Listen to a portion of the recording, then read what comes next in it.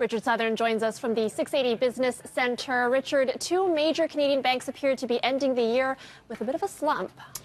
Saw some weaker than expected profits in today, Erica, from both TD and CIBC. And the reason for both of them was that they felt the need to set aside more money to cover loans that might go south. They're predicting that more Canadians might not be able to service their loans. So maybe a dour prediction when it comes to the economy.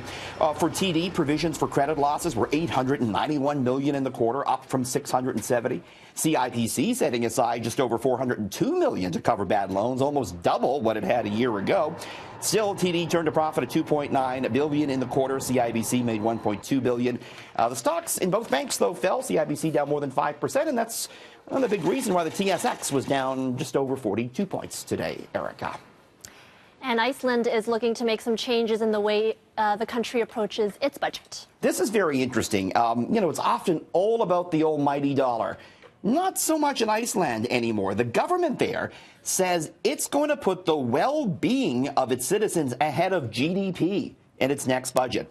Now, some prominent economists, they now argue that gross domestic product, which is a measure of a country's production in goods and services, doesn't really capture the impact of climate change or inequality or digital services. Iceland's prime minister says her government will undertake family-friendly priorities as an alternative to simply specializing in financial progress figures. And Iceland is part of what's called the Well-Being Economy Alliance, a network of countries and organizations developing frameworks to better the lives of people rather than just concentrating on the bottom line. So some interesting results and comments there, Erica. Very interesting. All right, and as we approach the holiday season, a new report shows many of us are leaving the cash at home. Do you? It's all about plastic for me. I very rarely carry cash on me. And that's the way it's been and the way it's becoming for a lot of Canadians. And get this statistic, 73% of all transactions are now done electronically, be it with that debit card or that credit card or online purchases. 73. Cash payments down 40% over the last 5 years.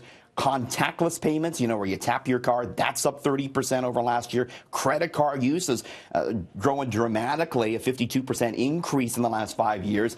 That's not always a good thing. People are mounting on the debt. When was the last time you paid for something with a check, Erica? The check only accounts now for 3. Oh, my goodness. It's been a while. I don't even know if I have any more checks left. I know. I don't even know if I know how to write one out. Only 3% of transactions done with the old school check now. Very interesting. And all right, before you go, Richard, you've got a quick look at gas prices and some of the other stories you'll be bringing us later in the show. A price of gas going up 1 penny at midnight tonight. We may see another uptick over the weekend. We're back just after 6:30. You're going to want to stay tuned for this. I went to check out a new Canada Goose store in Toronto today. It doesn't sell jackets. It does snow inside the store. We'll explain and we'll show you just after 6:30. All right. Thanks, Richard. We'll see you again soon. Thanks.